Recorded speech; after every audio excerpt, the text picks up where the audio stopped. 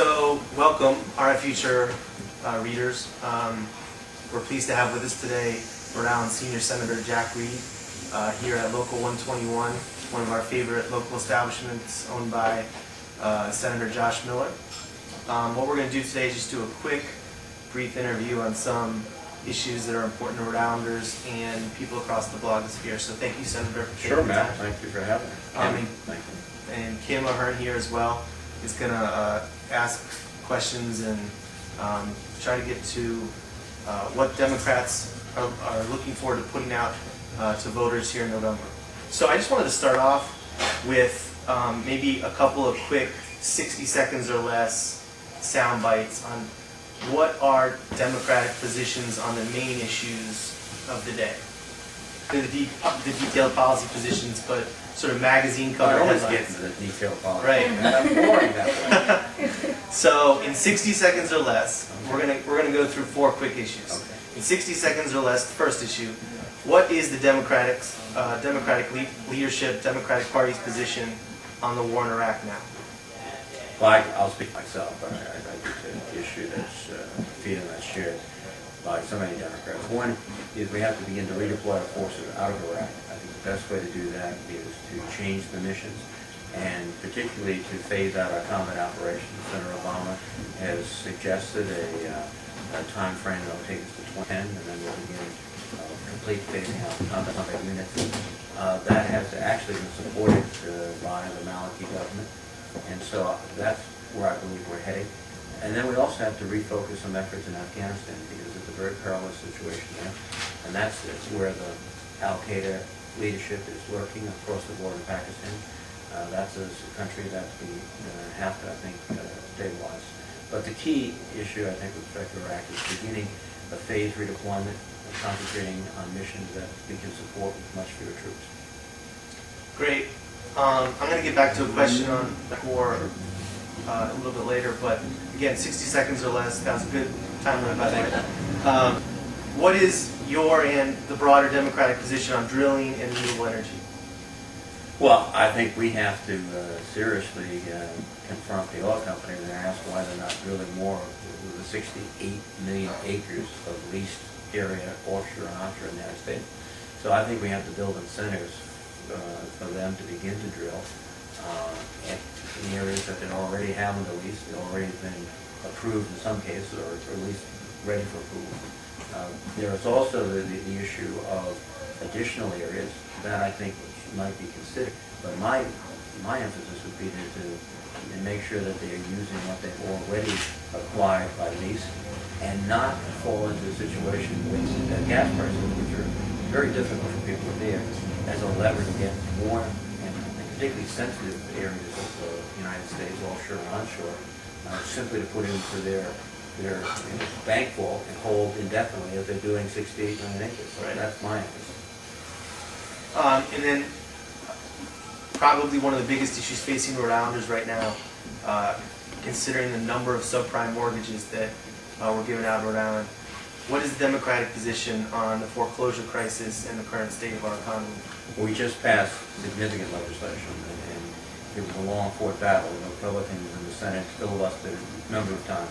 Finally, but on a bipartisan basis, particularly with the help of Senator Shelby from Alabama, we were able to hold that. It's really Todd's program. It would provide the FHA, the Federal Housing Administration, the tools to help people who are underwater, their mortgage is greater than a house, to adjust it down. It's the lenders have to eat the difference. They have to go off some losses, but not a total loss, and put people back to affordable mortgages that they can maintain with their current income. We think it'll help at least 400,000 families across the country. But more importantly, it's the beginning, I think, of trying to get some traction in this foreclosure situation, so the housing market doesn't continue to deteriorate. Great. And then finally, in this 60-second segment, what is wrong with the Democrats in the Senate on FISA? What happened? Well, we went back and forth a series of legislative proposals, and I opposed most of them, if not all of them. The final proposal in terms of the operation of the FISA court was, I think, a vast improvement. it made it quite clear that there was no inherent presidential power to go out and wiretap people with some very curious version of constitutional law, and that the courts would be the arbiter of all these proposals. The thing I objected to was the retroactive use of the telecom company, and principally because the companies themselves cannot disclose what they knew or when they knew it, what kind of legal evidence they had. The administration stoutly refuses to grant access to all the senators, including myself, to this material. And I think the real test here is whether it was reasonable for these companies, not immediately, not in the wake of 9/11, but months and months and months later, to still conduct these operations, particularly if there was no compelling legal documentation from a counsel someone saying, here is a good legal case. And until we found that information out, and there were several proposals we had to have it reviewed by a district court, and to have the whole section stripped out, I was not prepared to support it. But, you know, ultimately, the determination was that we were going to let everybody vote the way they thought, that it was not going to be procedurally defeated. And the result was the tap. I opposed it, principally because of the telecom provision. Were you at all concerned about the provision that granted the Attorney General discretionary power to declare what an emergency is, and then once he declared what an emergency is, he had broad powers to circumvent the FISA court? That is one of the elements that I would be concerned about, particularly concerned about Alberto Gonzalez, who's still the Attorney General. I think with Mukasey, part of it was his reputation for being a good, not only good lawyer, but someone who understands the constitutional demands of public service, that he was the country's lawyer, not the White House's lawyer. Gonzalez, George Bush's lawyer, with disastrous consequences to both. The other factor, too, here is that there is the ability to, and I think not just theoretically, but practically, make further changes if it appears that this is not working, that it's not an appropriate constitutional balance. Okay. I'm going to shift over to my partner in crime over We're here. still on 60 seconds. We're done with the 60 Done with the 60 seconds. seconds. Great job. Like, Thank you this for is keeping like it short. knowledgeable. What's up, Brown? Senator, as you're approaching your re-election date coming up here, as you're looking back over your last term, what are 3 things are you most proud of accomplishing? Well, actually, over the last few weeks, 3 initiatives that have been taking years to develop have come to fruition. First, I mentioned before, the affordable housing bill. Matt and I talked about the foreclosure protection. But one aspect which, over the long run, might be the most important one, is the Affordable Housing Trust Fund. I've worked for years. I can recall back in the late 80s going to Washington as a state to urge action on affordable housing. Now, several years later, we have a fund that we think will generate about $500 million a year. There are 2 funding streams. There will be a formula to the states, which presumably Rhode Island Housing will access and use. And then there will be a magnet program where not-for-profit developers will be required to have $10 for every federal dollar in terms of investment. And we're going to build and renovate affordable housing, particularly with a concentration on rental housing, because that's where most people who are in vulnerable circumstances need it. They're not yet ready to be homeowners. And I think over time that may be the most important aspect of the legislation. Also, we were able to work and attend a bill signing recently for the Childhood Cancer Act. We're working with a local family, the Hates, who were just terrific people. They lost a son to cancer, and they were determined that other families shouldn't bear that same pain if they could be of any service. They worked closely with my office and other members of the Senate House to provide research money for pediatric cancer. It will help make sure that there are pediatric trials when a new therapy is rolled out. Today it's mostly viewed in terms of adults, and then there'll be a registry so that the CDC can start tracking the incidence of cancer, see if there's just connections between areas of the country and other categories and the incidence of childhood cancer.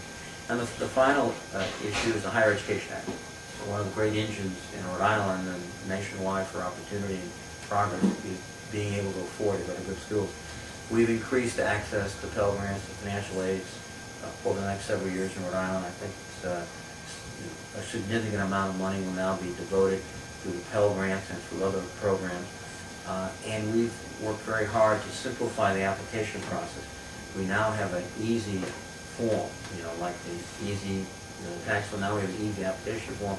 So for people of modest incomes, they won't have to get up all these records. They can just declare their income and check a few boxes and they'll be qualified. Also, have tried to have a pilot program juniors and as young as juniors in high school to get an idea of how much aid might be available so they can plan more effectively what school they'd like to go and what school they can afford. So those are three things that have just happened the last several weeks, but literally years of work. Right. Also, just recently, the House Armed Services Committee had its first hearing ever, I think, on the Don't Ask, Don't Tell policy in recent times. And I'm just wondering what you think from your military background and the committees you sit on, prospects of actually changing Don't Ask, Don't Tell under a new Democratic administration. Well, I believe it's very significant that they're having a hearing. This is a topic that got no serious discussion under the Republican Congresses. I think also it's recognizing changes worldwide. Some of our European allies have adopted a very open policy towards enlisting gay and lesbian servicemen and women. That's something that we're going to have to consider seriously. In fact, people like General Tony Zinni, who is a Marine, former CENTCOM commander, in speeches that he gave several years ago, talked about how they principal decision about. My guess would be is that this would be an issue that a Democratic president might begin. I think they would begin with a very careful study, not to push it off, to make sure that this is done carefully, make sure all the different equities are weighed, and also that there is a recognition of aspects of military life that you don't find in civilian life. But that's something I think is more of how one prepares to make this decision. As you visited our servicemen and women overseas recently on a trip with our Democratic presidential nominee, Barack Obama, I think we're most interested to learn that a lot was talked about regarding this trip, but we're most interested to learn, what did you learn about Barack Obama, the candidate, the man, about his vision for our country on that trip? I was very impressed. I had known Senator Obama in the Senate. We worked on some issues together, but it's nothing like being dawn to dusk for 5 days traveling 20,000 plus miles to get an appreciation. Assisted as a colleague by Chuck Hagel, who my colleague, a Republican from Nebraska, and a wonderful guy, Vietnam veteran, wounded in Vietnam, Army sergeant, just a terrific fellow. So the three of us, together with very good staff members, were pushed together, and I was very impressed, obviously, with his intellect, but also his demeanor and bearing. We were in meetings with President Karzai in Afghanistan, with Prime Minister Maliki in Iraq, with the King and Queen of Jordan, and he was someone who was not only articulate and intelligent, but also very forceful, making it very clear to President Karzai, for example, that he has to, and his government has to begin to crack down on corruption, which is hobbling their efforts to deliver services and fair government to the people. And he talked very clearly with Prime Minister Maliki that they have to start spending their own money. They report today in the papers of billions of dollars that are in accounts that aren't being properly spent by the Iraqis. So all these things, I think, impressed me with his strategic vision, his ability to articulate that, and his ability to be firm and very, very clear with our allies in terms of what he expects them to do, as well as what they... And having been on that trip and also having served in the Senate with Senator McCain, what advice would you give? I think we're at a point in the race, it's creeping up on Labor Day and 90 days until the election. What concrete advice would you give to Senator Obama about what he needs to do to tighten his campaign up and win in November? Well, I'm probably not the best guy to give that kind of advice. I try to stick to the policy and substance, but clearly he has to respond to these attacks, which are groundless, baseless, and sometimes, some cases, even somewhat silly. And I think John McCain's mother described the ad about Paris Hilton as being somewhat along those lines. So, but you can't let those charges be going unanswered. I think he has to bring the campaign back to the substance. I mean, Americans are concerned about energy policy, which is excruciatingly difficult in terms of the pump, and it will be very difficult this winter in terms of heating our homes here in the Northeast because of fuel oil prices. we have to focus on that. In fact, the Republicans prevented the Senate from taking increased assistance for home heating a few weeks ago. So he has to refocus on those issues in terms of economic issues of not only getting the economy moving again, but ensuring that the benefits of the economy are more fairly shared. We've seen most working people, low income, moderate income, and what used to be considered the middle class, over the last several years, really no real wage increase as prices go up and they're falling behind. Where there are some that are extraordinarily well at the very top. Well, that doesn't have to be. We can have a system that's fairer, that grows the economy, to make sure that everyone has that growth. That's something we have to focus on. Energy policy, economic policy, and then the international situation. I think it was very encouraging to see the response that Senator Obama received overseas. And it's interesting that he's now being attacked as being too popular, as being too much of a leader who inspires hope and confidence across the globe. Frankly, that's what the President of the United States needs to do. And the idea that we're how dare we actually lead the world? But lead based upon a vision and shared principles that hallmark America, and it has to be again. And I think the other aspect, though, too, is that one of the conclusions I hope we've drawn from the Iraq situation is that unilateral American action is very costly to us and not particularly productive in the long run. We have to work in the world community, inspire collaborative efforts, and I thought it was a demonstration of the potential he can have, not only to bring us together as Americans, but to reassert our leadership in the world. Well, I know when you return from each of your trips to Iraq that you write extensive reports on the situation there, and based on, I think this was your 12th trip that you just went on, what did you see that's different on this most recent trip? And also, if you could just speak to the surge and what you would write on your report about that specifically. Well, the surge was a tactical and operational technique which has assisted in lowering the level of violence. And I don't think we can ignore that fact. It is one factor. The other factors, which might have been more compelling, or at least as compelling, were in Ainbar province, where the Sunnis are.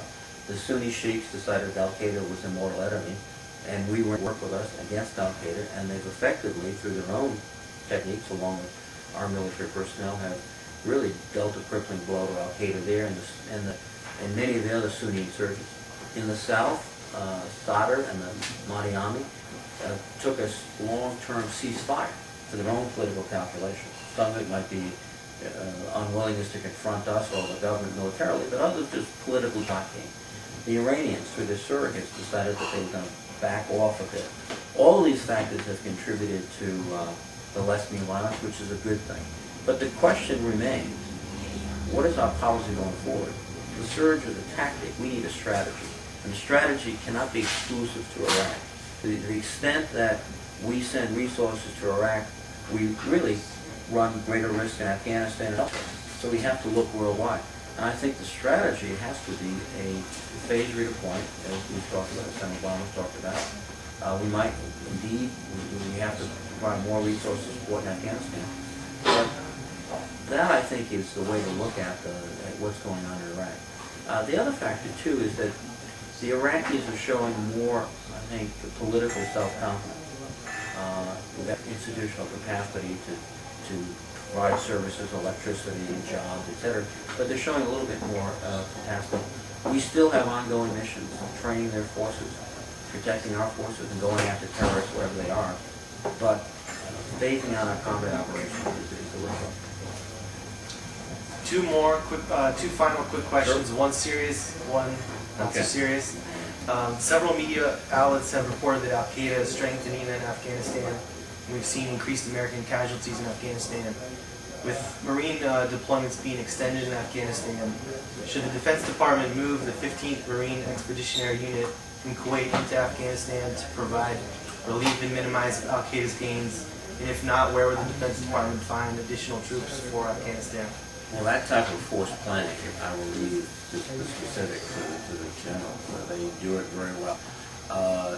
Clearly, though, and this is a policy that Senator Obama had indicated months ago, is we need to put more resources on the ground in Afghanistan because Al-Qaeda is strengthening in Pakistan.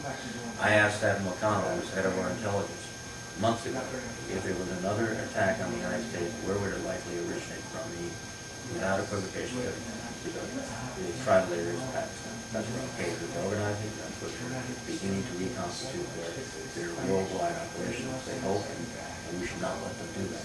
So we do have to put more forces in. There are several ways to get those forces. One is you extend them, as they do in the region. Two is you bring out the strategic reserve, which is in Kuwait. Or the other way you do it is you begin a redeployment out of Iraq. You either send units scheduled to Iraq into Afghanistan and as a result lower the forces in Iraq. And those are the three ways I think that will do that. One of the consequences that shouldn't be overlooked in the decisions involving Iraq particularly is that we don't have the kind of robust flexibility we enjoyed 5 years ago when it comes to our land forces, or 6 years ago. We have roughly one combat brigade that's ready to deploy anywhere in the world that's not even going to Iraq, coming to Iraq, retraining, refitting, etc. And that's a significant diminution of our flexibility and our ability to assert ourselves elsewhere. And part of the reason that we have to bring forces down in Iraq is also to respond to the stress on our military forces. One of the things I thought was very illuminating, we were in Anbar province, just the three of us with the Marine General, and he said, Senators, I want to tell you something. We thought, well, is this about troop levels, is this about strategic weapons? I'm worried about the mental health of all these young men and women, not just now, but 5 and 10 years from now. The stress they're under, the repeated tours, what they've done for their country. And I thought that was remarkable from a Marine officer in the field, basically saying, here's what my concern is now. And that is a function of the operational tempo, and we have issues. Just finally, on a late note. Sure. You know, the internet has played a role in some of your colleagues' newsworthy moments, from Senator Stevens calling the internet a series of tubes, to Senator McCain recently acknowledging that he is not sure how to, how to use the internet. So our readers would be curious to know if you read blogs, and if so, what blogs do you read? I'm probably chronologically a little more advanced than Senator Stevens and Senator McCain. So I use the internet mostly for newspapers. I read around Washington, I read a journal by the internet. I look at the Phoenix on the internet. And there are some blogs I'll look at, but they're probably incidental, and that is probably a reflection of I'm not as chronologically advanced as you are, and you're contemporary, which I have the feeling that my daughter will be blessed in her lifetime, and communication forms that we haven't even thought of. Great. Well, we want to thank you for your time. Sure. Thanks, man. And acknowledge that we didn't ask you that one question that everyone else wants to ask, but we already know the answer. But we thank you for your time, and know you'll be reelected with a huge majority here in Rhode Island. Well, I will work hard, and we'll let the voters decide. Thanks, man. Thanks, Senator. Thanks, Thank you Jim. very much, Henry. Thank you very much.